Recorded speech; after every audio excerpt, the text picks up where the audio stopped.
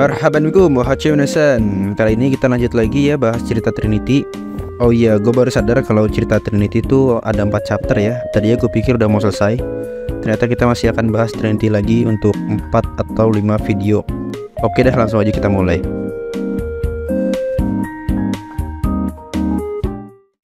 Kita awali cerita kali ini dengan bertemu Seiya. Seiya sempat memperingati Azusa kalau perjuangannya akan berakhir seperti sekarang. Tapi Azusa terus berharap pada sesuatu yang tidak pasti. Saya pun berencana memberitahu Sensei akhir dari cerita kali ini. Klimaks dari cerita yang memaksa seseorang untuk membunuh orang lain. Cerita yang sedih, membuat tidak nyaman, tapi semuanya adalah kebenaran. Saya kemudian mengingatkan respon Sensei terhadap koan kelima. Sensei mencoba percaya pada orang lain, dan inilah hasilnya. Dari awal, ini adalah paradoks. Eden Treaty yang bertujuan untuk mengakhiri kebencian adalah hal yang mustahil. Sangat ironis karena perjanjian ini menggunakan nama surga.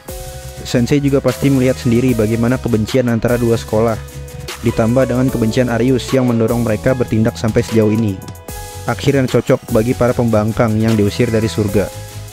Di sini Sensei merasa kalau Seiya juga tidak tahu kelanjutan cerita kali ini. Seiya bukannya tidak tahu, tapi tidak ada gunanya untuk tahu, karena kedepannya hanya akan berisi kesedihan dan penderitaan. Jika begitu, Sensei merasa Seiya hanya takut menghadapi masa depan. Itulah alasan Seiya sampai sekarang tidak mau bangun dari mimpinya. Sensei pun memutuskan untuk segera bangun. Seiya menahan Sensei karena tubuhnya belum kembali pulih.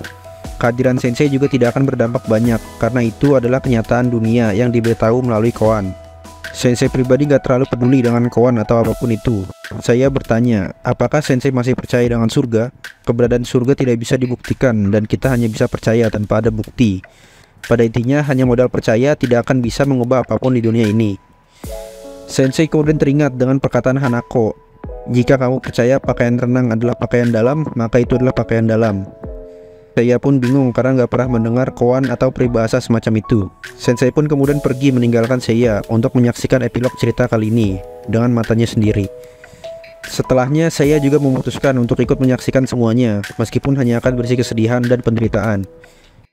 Kita kembali ke tempat Arius. Saori terlihat masih hidup walaupun penuh dengan luka. Di waktu yang sama, Atsuko terkapar lemas tak berdaya. Saori berhasil selamat karena Atsuko melindungi dirinya. Di tempat lain, Maestro merasakan kekuatan dari darah bangsawan semakin melemah. Penelitian Maestro bisa terhenti jika itu terjadi, tapi tampaknya Atsuko sudah membuat tindak pencegahan jika terjadi sesuatu padanya. Maestro kemudian melakukan sesuatu untuk membantu teman sementaranya dan kembali melanjutkan penelitiannya. Atsuko di sini mulai memanggil nama Saori. Saori sangat bersyukur karena Hime masih hidup.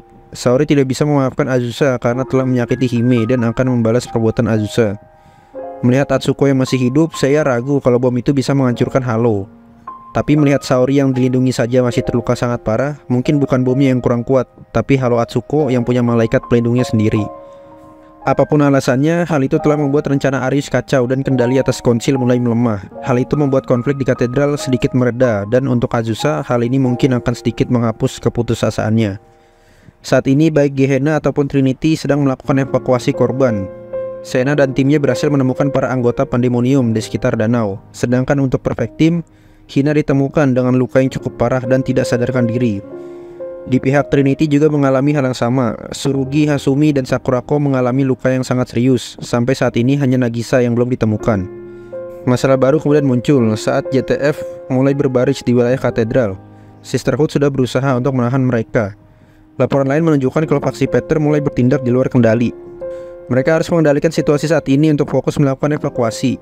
Hanako mulai merasa kerepotan. Dalam hatinya dia menyebut nama Seiya dan Sensei.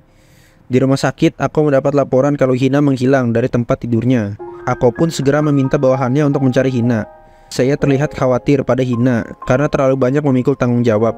Pindah ke tempat Tea Party, para pengikut radikal Tea Party siap mendeklarasikan perang terhadap Gehenna. Hanako kemudian datang untuk menghentikan mereka karena saat ini posisi host Tea Party sedang kosong. Hanako berusaha meyakinkan mereka kalau musuh mereka bukanlah Gehenna, melainkan Arius yang berhasil menyusup melalui katakombe yang ada di katedral. Setelah memberitahu itu, Hanako ditangkap tanpa alasan yang jelas. Hanako diduga telah sumpah setia pada Sisterhood. Mereka telah melihat rekaman kamera yang menampilkan Saint Justina Council yang memiliki ikatan dengan Sisterhood. Mereka juga mengkonfirmasi kalau titik ledakan dan peluncuran misil berasal dari area yang dikendalikan oleh Sisterhood. Hanako mungkin benar jika Arius adalah dalang dari semua ini, tapi hal itu malah menunjukkan kalau Arius bekerja sama dengan Sisterhood. Apalagi Sisterhood terlihat sangat misterius. Itulah alasan yang membuat faksi Peter bergerak sendiri mengendalikan situasi. Saat ini Tea Party hanya berisi satu faksi, yaitu Peter. Anggota Filius dan Sanctus yang melawan sudah ditahan oleh mereka.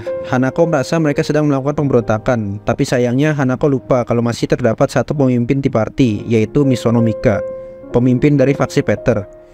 Mika akan segera dibebaskan, jadi mereka bisa mendeklarasikan perang dengan Gehenna, seperti yang Mika inginkan selama ini. Saya penasaran dengan apa yang akan Azusa lakukan. Semua berakhir tidak berbanding lurus dengan perjuangannya Azusa. Meskipun begitu, tampaknya Azusa belum menyerah. Saat ini terjadi gejolak batin dalam dirinya. Azusa tidak boleh menyerah, dia harus bertindak dan memikirkan rencana selanjutnya jika masih punya waktu untuk menyesali apa yang sudah terjadi. Azusa kemudian bangkit, dirinya belum boleh berhenti. Konsil masih belum menghilang, yang berarti Saori dan Natsuko masih hidup. Azusa lah yang harus menghentikan mereka. Melihat tekad Azusa, saya pun penasaran kenapa Azusa masih mau berjuang. Saat ini semua pihak sangat sibuk dengan urusan masing-masing. Koharu di markas JTF terlihat bingung dan kena omelan anggota lain karena tidak berkontribusi. Koharu akhirnya diminta ke tempat lain untuk menyibukkan diri. Di tempat Arius, Saori meminta pasukannya untuk bersiap menyerang Trinity. Misaki dan Hiyori kurang setuju karena mereka sedang dalam kondisi yang buruk, apalagi Hime sedang terluka. Misaki menyarankan agar mereka kembali ke katedral dan memperbarui perjanjian. Saori setuju dan ingin rencana itu segera dilaksanakan. Di penjara Trinity, faksi Peter membebaskan Mika dari kurungannya. Mika sempat bercanda kalau mereka datang untuk meminta tanda tangannya, walaupun sebenarnya Mika sudah tahu kalau mereka ingin mendeklarasikan perang dengan Gehenna. Mika di sini menolaknya. Mika memang benci pada Gehenna, tapi dia tidak mau melakukan pekerjaan kotor yang dibuat oleh orang lain. Mika saat ini tidak ingin melakukannya dan meminta mereka untuk mencari orang lain yang mau dimanfaatkan demi kepentingan mereka. Faksi Peter nggak terima dengan perkataan Mika. Mika jelasin lagi kalau tindakan mereka sangat bodoh jika meminta orang lain untuk memerintah mereka atas kebenciannya sendiri. Mika saat itu langsung dipukul oleh murid yang emosi. Faksi Peter pun mulai mengeroyok Mika.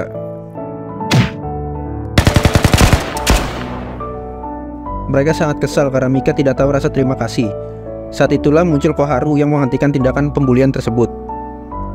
Di rumah sakit, Sensei mulai membuka matanya. Sensei akan berjuang untuk mencegah muridnya melakukan hal buruk. Saya mengingatkan kalau Sensei akan menghadapi kebencian yang sudah terlalu lama terpendam. Maka karena itu harus ada yang menghentikannya. Sensei pun bangkit dan mulai menaiki panggung. Kembali ke tempat Mika, faksi Peter meminta Koharu untuk berhenti menghalangi karena mereka saat ini sedang darurat militer. Koharu sejujurnya nggak paham dengan situasi kali ini, tapi menurutnya membuli orang lain bukanlah tindakan yang benar. Faksi Peter kemudian mulai menodongkan senjatanya ke arah Koharu. Pada saat itu Sensei datang dan menghentikan pertikaian di antara mereka. Karena melihat Sensei muncul, mereka pun terpaksa mengundurkan diri. Sensei sempat bertanya kenapa Mika tidak ikut dengan faksi Peter untuk menyerang Gehenna. Mika tahu kalau ini adalah kesempatan bagus, tapi dia sendiri nggak tahu alasan pastinya. Saya berpikir kalau Mika akan dikuasai oleh kebenciannya, tapi kenapa sekarang Mika malah menolaknya? Saya kemudian teringat obrolan mereka bertiga di masa lalu. Di ingatan saya, Mika sangat mementingkan diri sendiri dan bertindak tanpa pikir panjang yang akhirnya menyakiti dirinya sendiri. Setelah ditanya Sensei, Mika teringat dengan saya. Saat menerima kabar kematian saya, Mika tidak menyangka hal itu akan terjadi. Mika tidak bisa menerima itu dan mulai mencari alasan kenapa hal itu bisa terjadi. Pada akhirnya Mika harus memaksakan diri untuk menerima bahwa kematian Seiya adalah sebuah pengorbanan untuk tujuan yang lebih besar. Setidaknya itulah yang Mika coba yakini. Namun pada kenyataannya Mika sangat menyesal dengan apa yang terjadi pada Seiya. Mika meminta maaf sembari mengeluarkan air mata. Dia ingin bertemu Seiya, bertemu Nagisa dan kembali berkumpul bersama. Mika mungkin hanya berusaha untuk menerima kenyataan demi melindungi perasaannya dari kesedihan.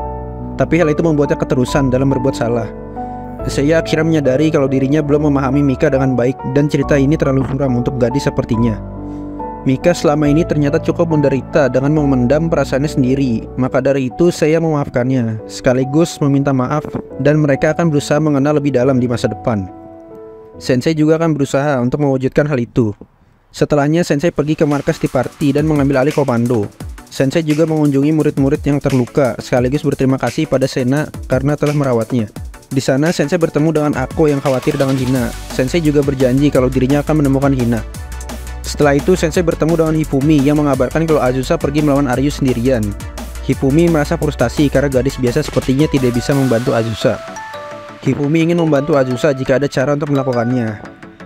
Sensei berasa inilah alasan Hifumi menjadi ketua klub make up. Meskipun hanya gadis biasa, Hifumi sangat peduli dengan temannya dan tidak mudah menyerah. Koharu dan Hanako juga merasakan hal yang sama. Mendengar itu, tekad Hifumi muncul dan memutuskan untuk menyelamatkan Azusa. Kali ini Hifumi akan berusaha mendengarkan dan berbicara pada Azusa dengan lebih baik. Klub make up pun kembali beraksi. Sensei mulai mengumpulkan orang-orang. Dia mencoba mempersatukan kembali Trinity dan Gehenna setelah terpecah belah. Di waktu yang bersamaan, Saint Justina Council yang memikul kebencian Arius sudah bersiap untuk melawan Trinity dan Gehenna.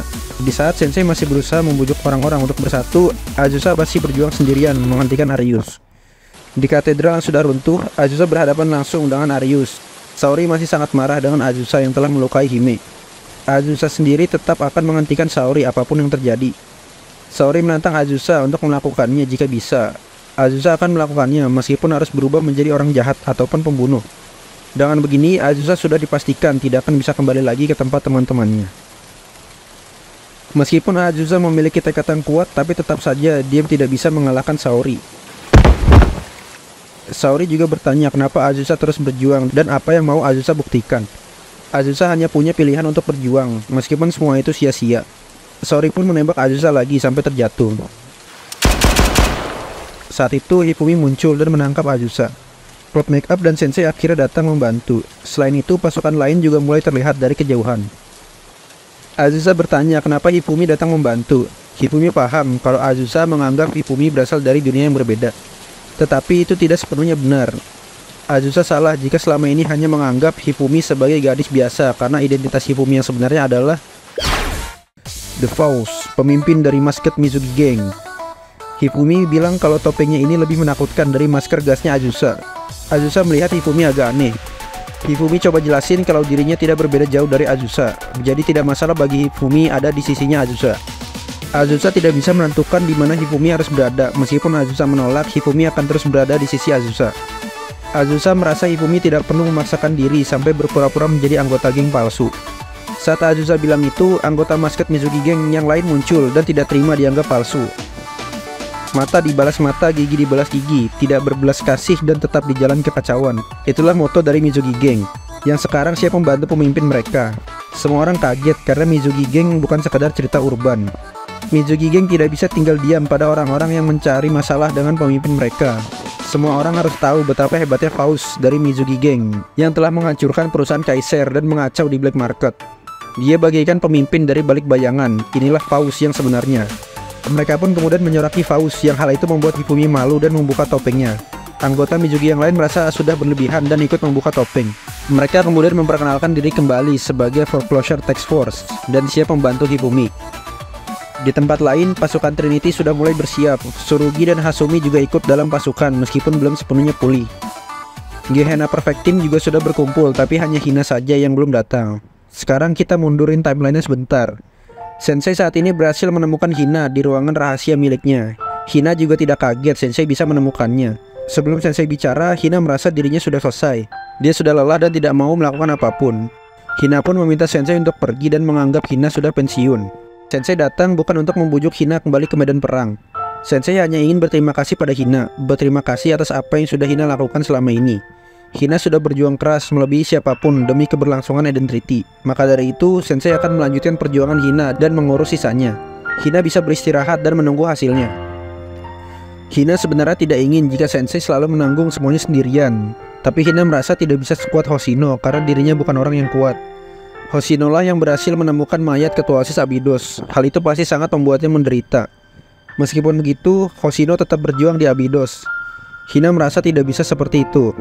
Hina sudah mencoba berusaha untuk terlihat sempurna, walaupun tidak ada yang menyadarinya. Awalnya Hina tidak masalah dan tidak peduli dengan itu, tapi kenyataannya Hina ingin seperti Hoshino atau klub make up. Hina ingin Sensei menyemangatinya, Hina ingin Sensei untuk memujinya. Hina kemudian minta maaf karena sudah kelewatan. Sensei juga minta maaf dan lain kali akan membuat kelas tambahan untuk Hina. Hina merasa tidak perlu karena nilainya sudah bagus. Sejujurnya Hina sedikit kecewa karena Sensei salah mengartikan perkataannya. Mereka kemudian kembali ke topik utama. Hina tidak benar-benar serius tentang pensiunnya. Dia hanya ingin bersikap manja untuk sesaat.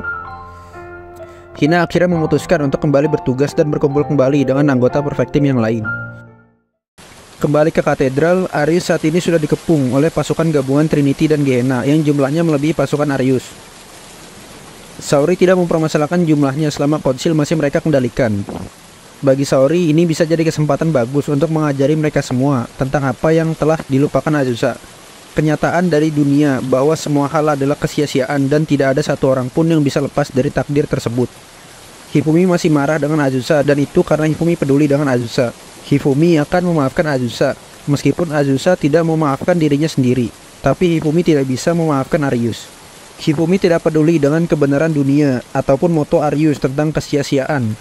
Persetan dengan itu semua, dan inilah saatnya MC Blue Archive yang sebenarnya mengguncang Kifotos. Azusa-chanが人殺しになるのは嫌です。そんな憂鬱で不愉快な物語、後味の悪い物語は、もしそれが正しいとしても、この世界の真実だとしても、私は好きじゃありません。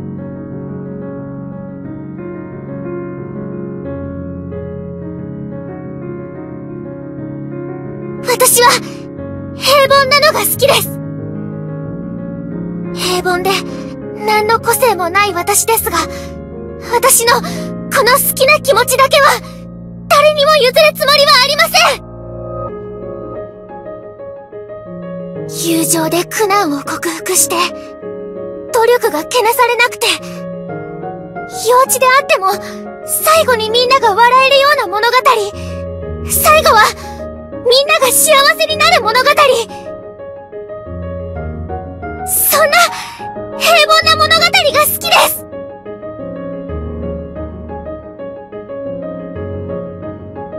誰であろうと私たちに強要はできません。私たちが作っていく物語は私たちが決めます。ですから今から始めます。私たちの物語を、学園と青春の物語を。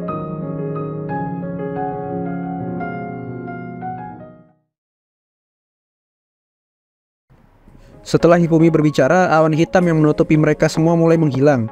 Hal ini tidak terjadi karena keajaiban, tapi karena Sensei telah mengubah isi perjanjian dan mendeklarasikan Identity Organization yang sebenarnya.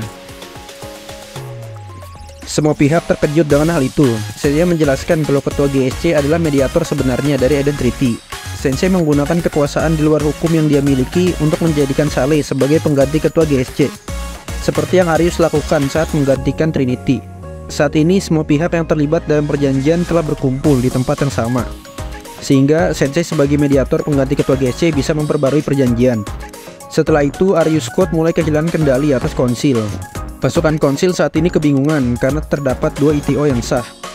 Saori merasa deklarasi Sensei tidak bermakna. Menghapus kebencian dan ketidakpercayaan dari dunia bukanlah perkara mudah yang bisa digapai hanya dengan bermimpi. Sensei menjawab Saori, justru karena mimpi itulah Sensei ada untuk mendukung impian murid-muridnya.